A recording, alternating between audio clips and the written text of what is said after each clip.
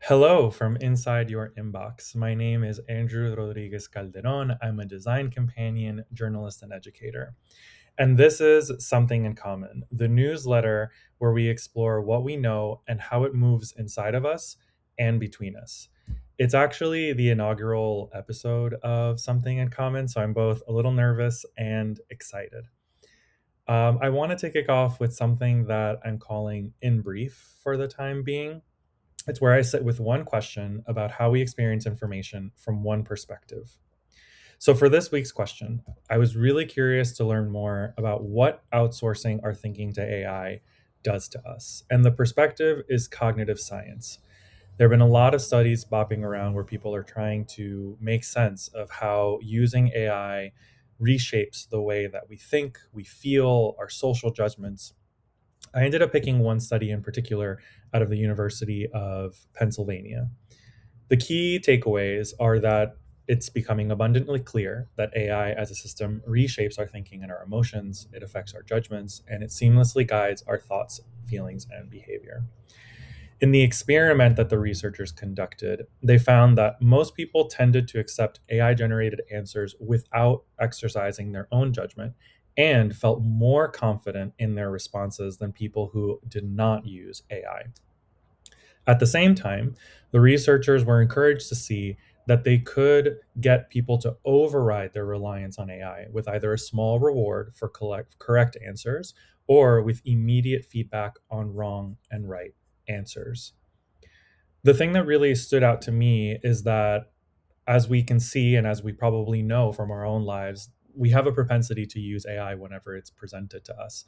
But we can also be encouraged to stop and think for a moment, which means that it's a design choice, right? We can build into our systems these pauses, these moments to reflect and to make a conscious decision about whether or not we do or don't want to use AI and what we lose in the process. The researchers found, however, that if you increase real world demands like time pressure, then people are more likely to use AI. And that resonates, when you're under deadline pressure, you want to find the quickest way to get things done. And I think that's just generally true. Like, I find that the incentive structure in Western society, and especially in the place where I live, like New York, encourages comfort, ease, and productivity. So it feels almost inevitable that we would choose the path of least resistance. But recently, I keep asking myself, and I encourage my students to ask themselves what we lose when we take the easy route, not from the perspective of laziness, but from the perspective of when we gain in productivity, what do we lose in experience that lives inside of our minds, inside of our bodies, and inside of our hearts? As many of you who perhaps are writers will know, or who engage in a craft, it's very different for you to spend time with something, to really engage with the frustration and the excitement and the mystery of moving from not knowing to knowing, from being a novice to being an expert. And it's an arduous journey. And if you were just focused on the outcome, then that process wouldn't really matter. It wouldn't be rewarding.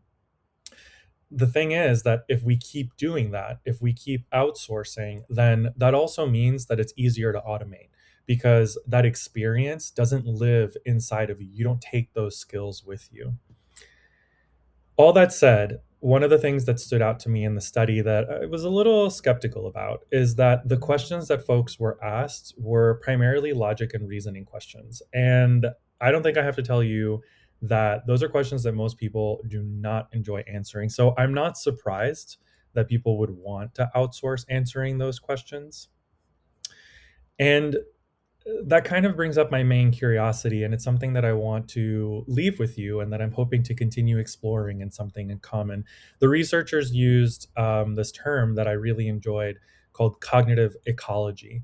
And it just implies that the range of things that we're making decisions about is ecological, right? It's vast and rich and complex. And because of that vastness and that richness, people are using LLMs like Claude and ChatGPT to make all kinds of decisions that aren't just reasoning and logic based decisions. So it also makes me want to know more about what happens when people use LLMs as therapists or to draft text messages for complicated social situations or to cope with difficult emotional hardship. And that's something that I'm planning on continuing to explore and surface. But I think the thing that I would like you to stay with, and be aware of as you're using these tools, is when you do decide to outsource, what is that doing to your consciousness as a whole? What is that doing um, to your personal transformation, your relationship to the thing that you're engaging with? And in a moment, perhaps make the decision between productivity and output, or engagement, slowness, and perhaps challenge.